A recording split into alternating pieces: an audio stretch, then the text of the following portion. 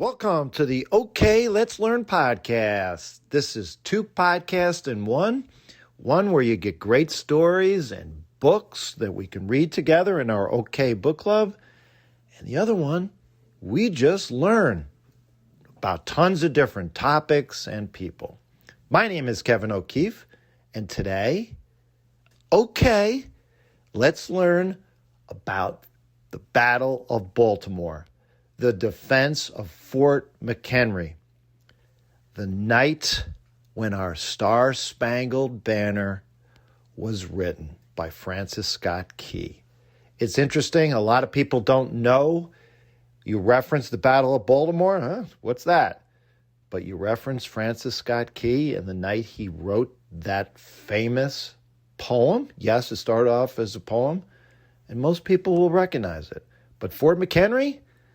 It's unfortunately true that even a lot of people don't recognize that name. But let's dive into it and let's learn about the Battle of Baltimore.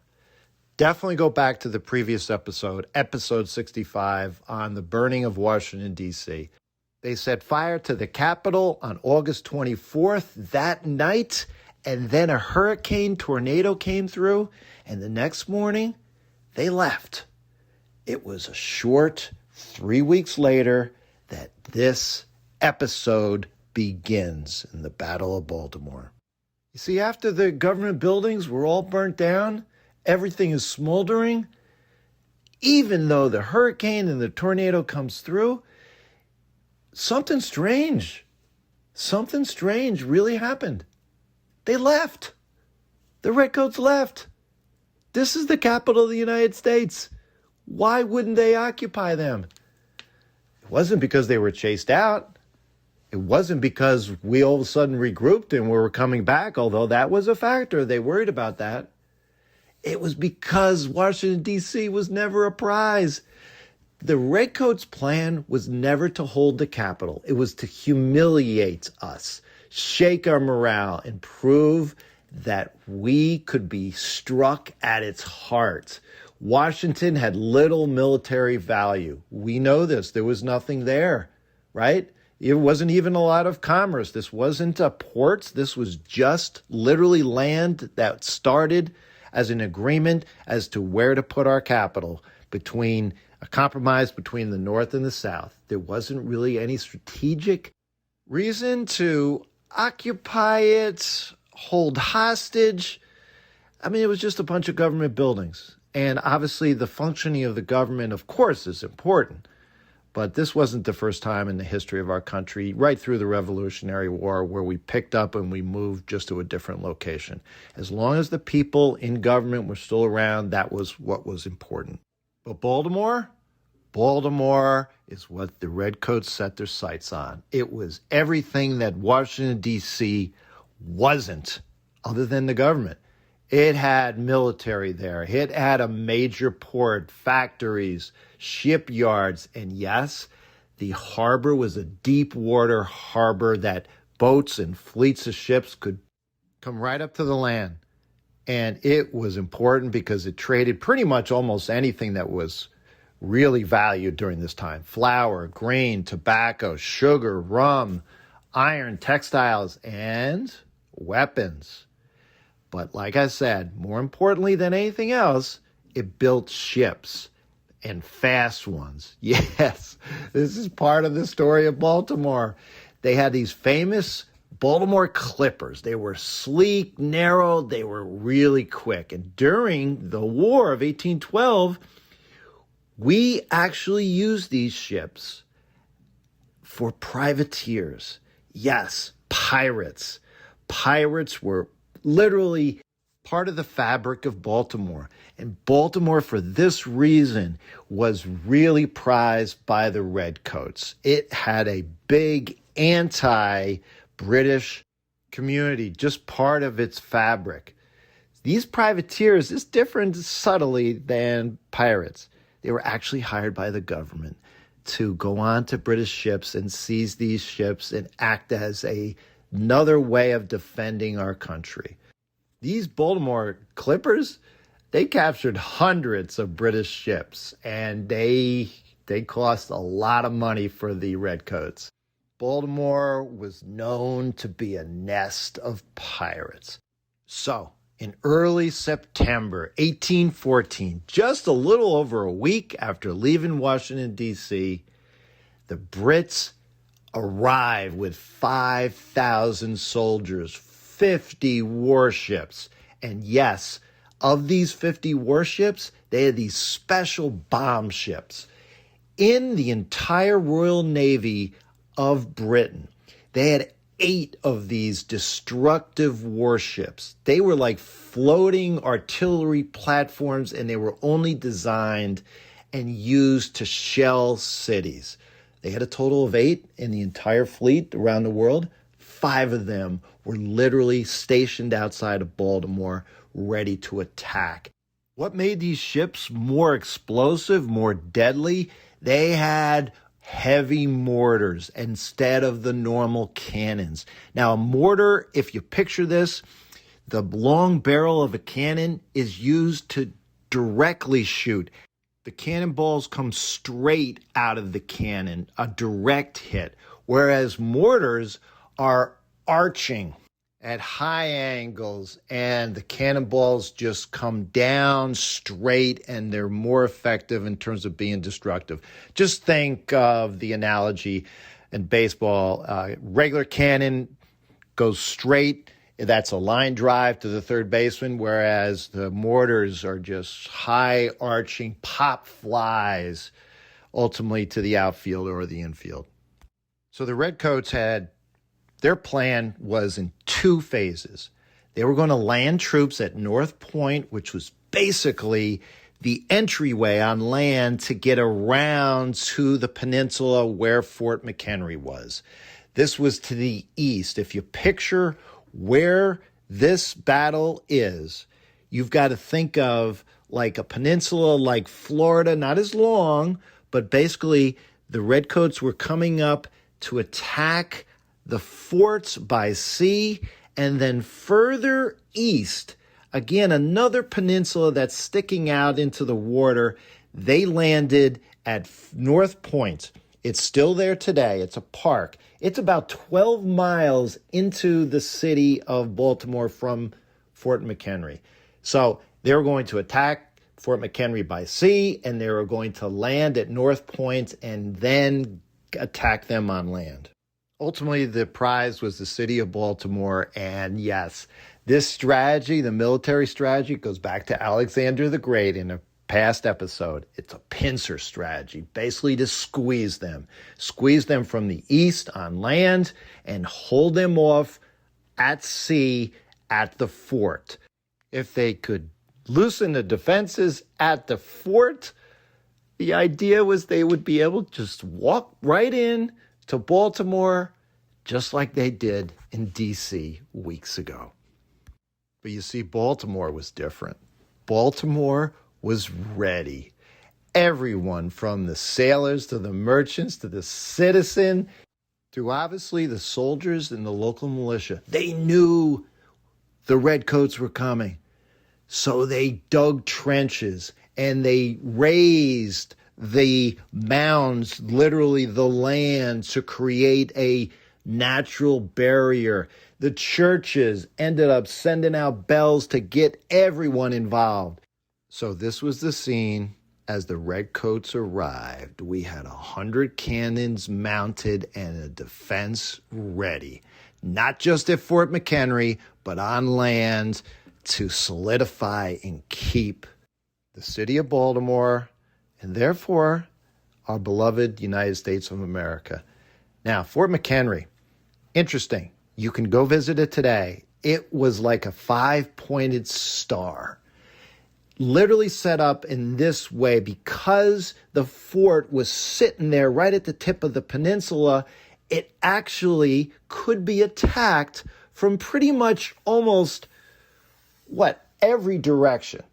So sitting at each point were soldiers with cannons ready to fire, whether the Redcoats were coming in directly from the south, from the southwest, southeast, northeast. You get the idea. It was a brilliant way to build a fort because you could fire, just not straight ahead, but to your left or your right. And again, this needs to be emphasized. We were ready, not just with people, but with artillery. We had the cannons, we had the firepower, we had also the mortars. So as much as they were going to be assaulting us, we were going to be able to assault them as well. So on the morning of September 12th, the attack began at North Point. The Redcoats commander, Robert Ross, like I said, expected an easy march in. The militia, we delayed them with hit-and-run fighting. Then a shot rang out. It was from an American sharpshooter. The bullet ended up hitting Ross in the arm and the chest. He fell from his horse and died shortly after there. This was the commander, and this single bullet changed everything. The land attack stalled with the trenches and the cannons ready. It was a solid line of defense. The opposite just weeks earlier at Bladensburg outside of Washington, D.C., which was a Swiss cheese line. So important. So with the land assault delayed, here comes the British Army that starts to attack the fort at Fort McHenry by sea. It started at 6:30 at night on the 13th of September. Cannonballs raining down on the fort, exploding shells filled with gunpowder, the rockets, the concrete rockets screaming through the sky. And again, you've got to understand this with the cannonballs. You may think, oh, it's just a big bowling ball. No, it's a heavy iron bowling ball. And when they landed, when you're talking thousands of these cannonballs and shells raining down on the fort, 1,500 to 1,800 shells and rockets over the next 24 hours were coming at the fort, and we held still. Just to back up for a second, you think, oh, it's just like I said, a heavy bowling ball. When it's raining and pouring bowling balls, it's not about direct hits a lot of the time. You would get hit right next to you if you were a soldier defending the fort. It was the splintering of the wood and the ricochet from the wood. They were almost like spears that literally killed a lot of the soldiers. It was that dangerous. The cannonballs weighed up to 32 pounds, and these mortar shells that I was talking about were coming in like pop flies. They were even heavier. And I referenced shells. We're talking about cannonballs that are basically hollowed out, and inside they have gunpowder. And when they struck, like I said, they just didn't punch the holes. They burst, and they sent metal and wood splinters everywhere. And listen to this. The huge what ifs.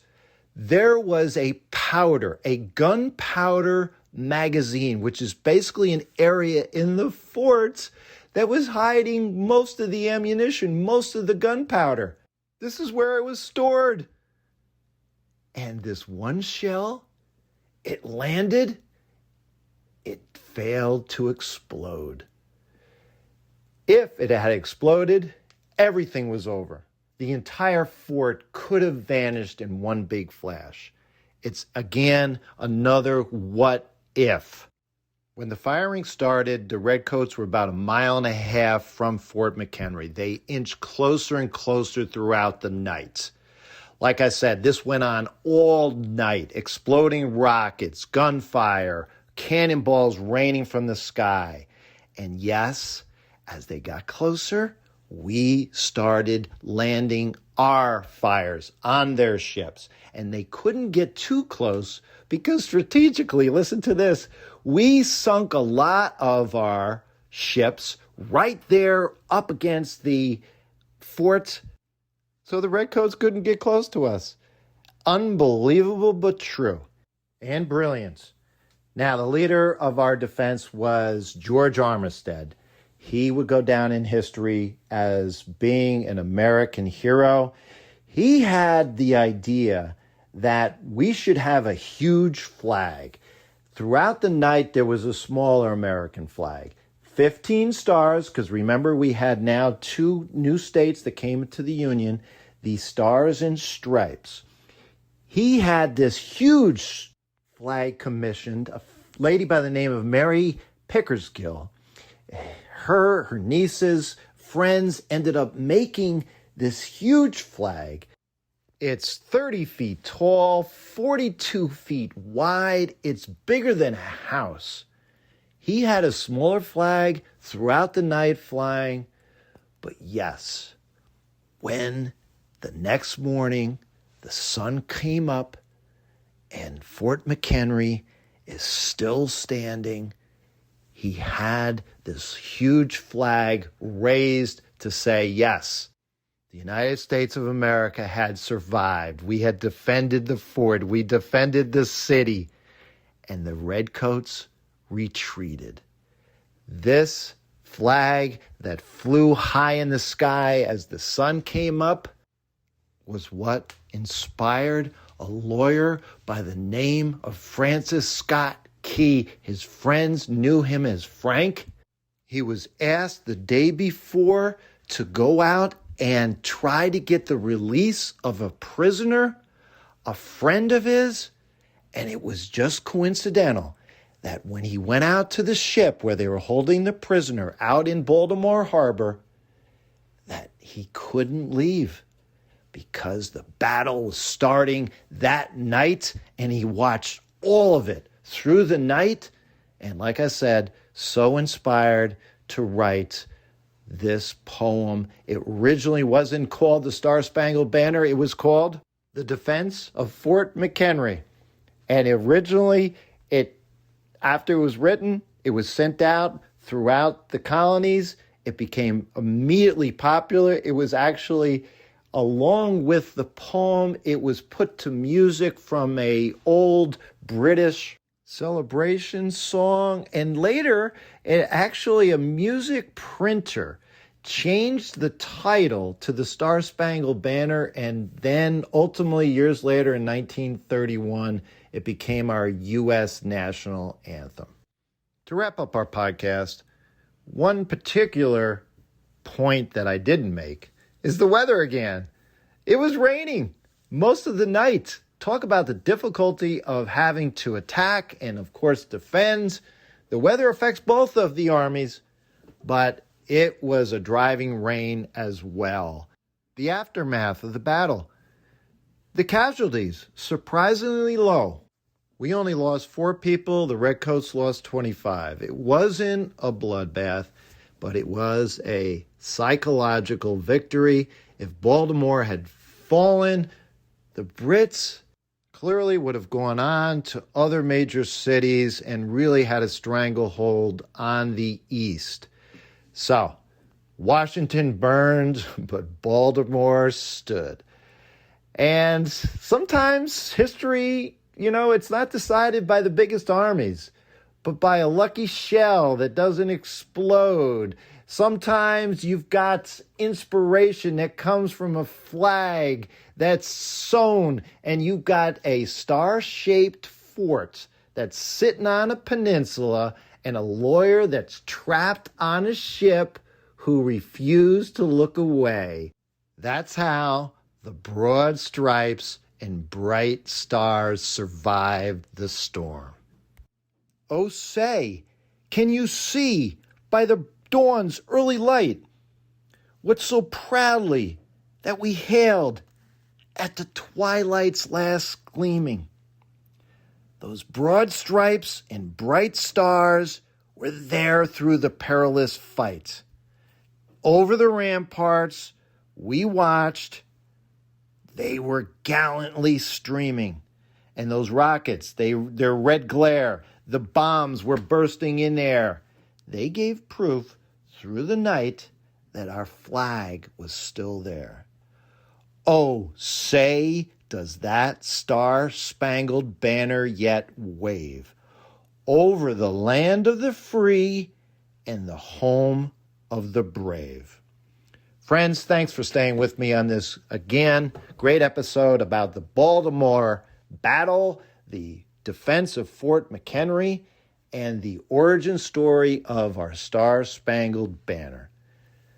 Reach out to me at kevmok21@gmail.com. Questions, thoughts, requests for future episode, and in all of your podcast players, at the very end of the description of the episode, there is a quick link where you can send me an easy text if you prefer to reach out to me in that way. So until next time, and oh yes, there's going to be a next time, because now the treaty to end this war is about to happen. And yes, it's going to be Christmas Eve, but no one knows that. And they're next planning to have a battle down in New Orleans, Louisiana. Until next time, like I said, have fun and keep learning.